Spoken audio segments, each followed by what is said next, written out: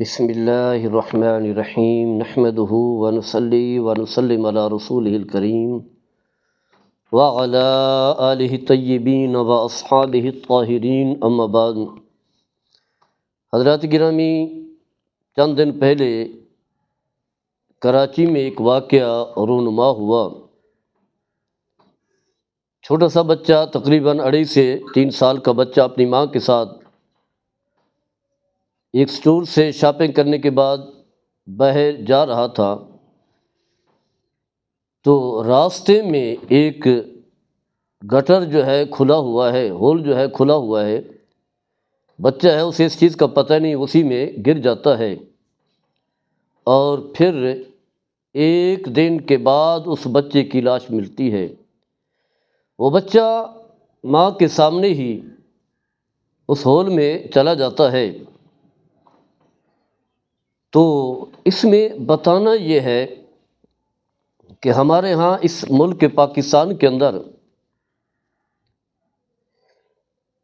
چند خاندانوں کا اثر رسوخ ہے، ایک خاص طبقہ ہے، اشرفیہ طبقہ۔ ساری سہولتیں انہی کے لیے ہیں، سارے وسائل انہی کے لیے ہیں، جبکہ ایک عام آدمی جو اس ملک کو وہ بھی ٹیکس دے رہا ہے، وہ بھی اس ملک کا شہری ہے، وہ بھی رعایا میں شامل ہے، وہ بھی اس ملک کا رہنے والا ہے، لیکن اس کے اور اس کی فیملی کے کوئی حقوق نہیں ہے۔ ایسا محسوس ہوتا ہے کہ بس یہ خاندان ہے، ان کی زندگی ہے، ان کے لیے یہ ملک بنا ہے، یہ ساری سہولتیں انہی کے لیے ہیں۔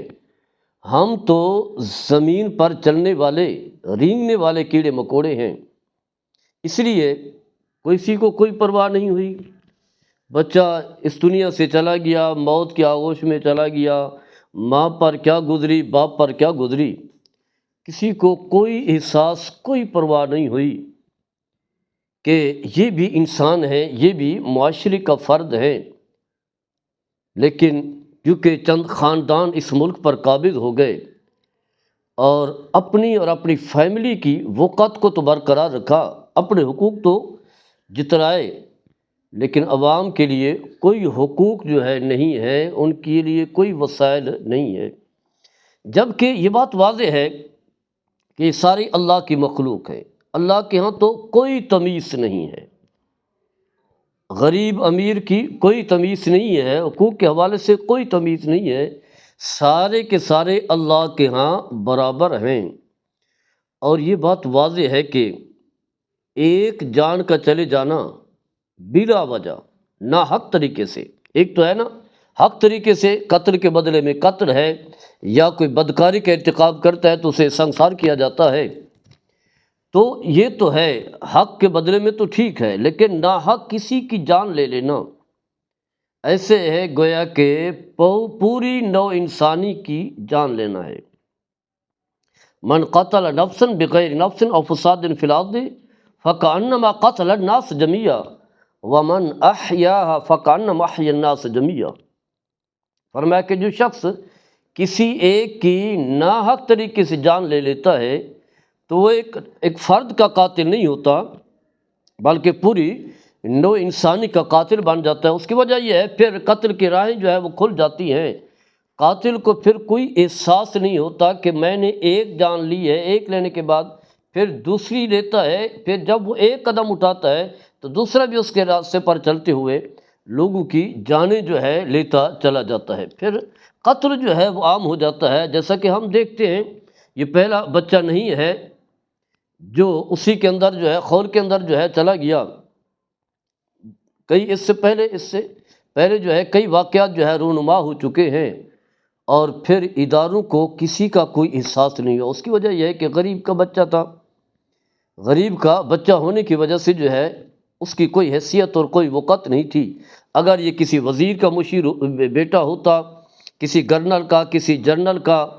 یا کسی جسٹس کا، یا کسی اس سے بڑے عہدے پر فائز کسی فرد کا ہوتا، تو پھر پورے ادارہ جو ہے ایکٹیو ہو جاتا،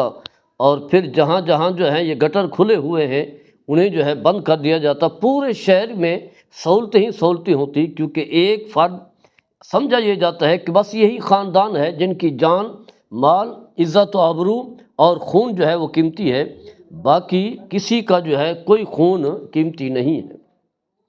جبکہ یہ بات یاد رکھنی چاہیے، میرے آقا صلی اللہ تعالیٰ علیہ وسلم نے انسانی خون کی اہمیت کو بیان کرتے ہوئے ارشاد فرمایا، حدیث پاک میں آتا ہے،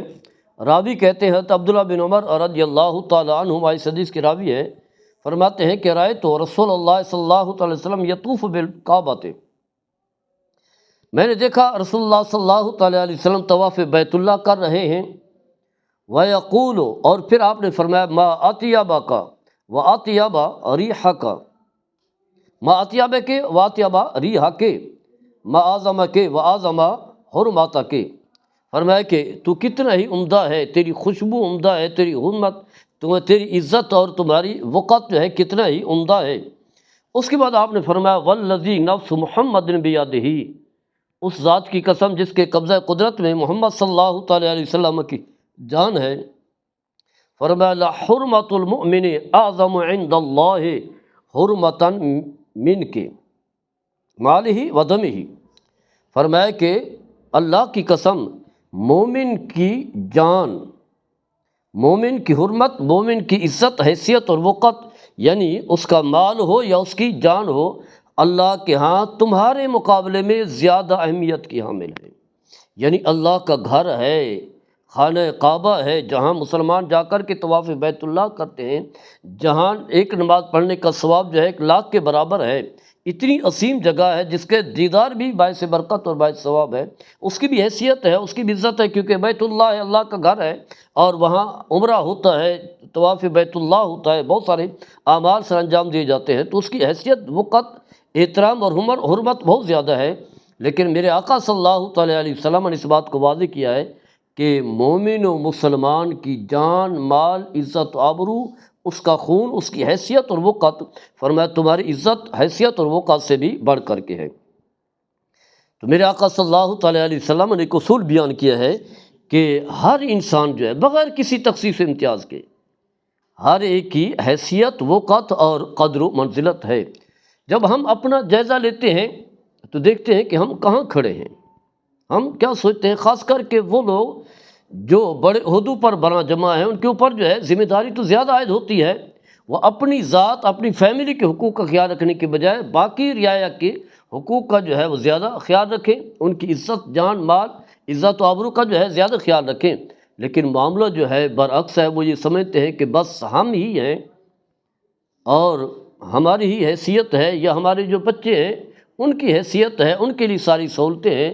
باقیوں کو جو ہے کوئی حیثیت نہیں دی جاتی۔ یہ بات یاد رکھیں، کوئی اور فرد دیکھے یا نہ دیکھے، کسی کی طرف سے جو ہے کوئی ذمہ داری عائد ہو یا نہ ہو،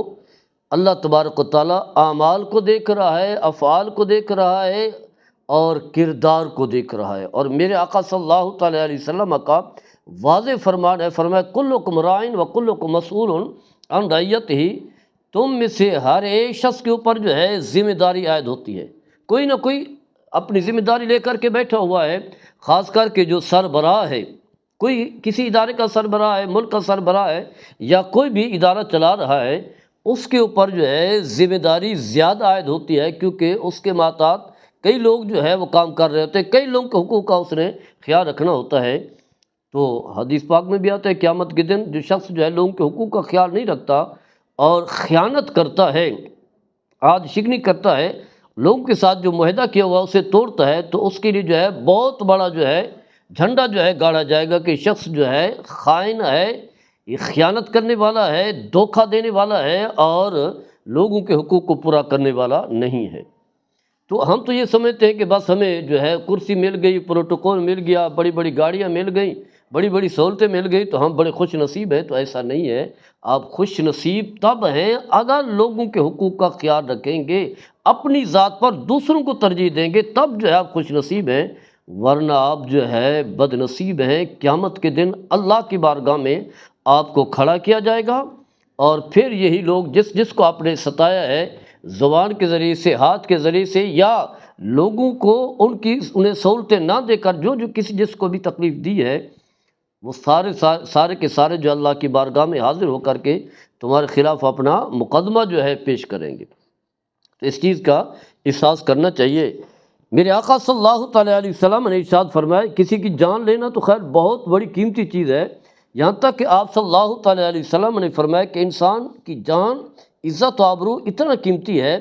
کہ اس کی طرف جو ہے ہتھیار اٹھا کر کے جو ہے نہ کھڑے ہوں،